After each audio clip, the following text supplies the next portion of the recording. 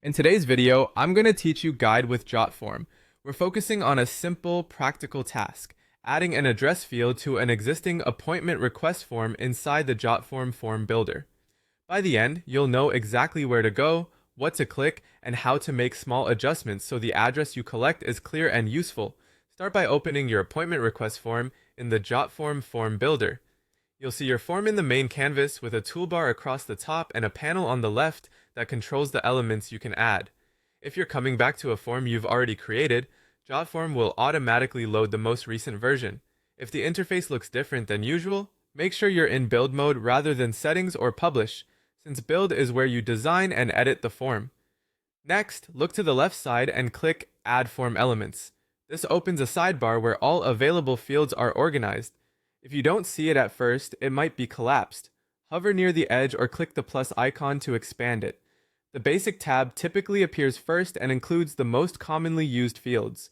This is where you'll find inputs like short text, email, phone, and the one we need today, address. If your form has many fields already, remember that you can drag the sidebar slightly wider for easier browsing. Now click Address. Jotform will instantly place a full address block onto your form, complete with street address, city, state, or province, postal or zip code, and country.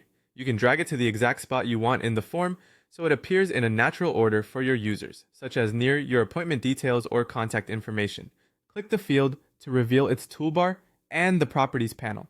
Here, you can rename the label to something like service address or mailing address, toggle whether the field is required, and show or hide subfields you don't need. If you only collect addresses from one country, you can set a default to save time for your users. For international audiences, keep country visible so people can provide accurate details.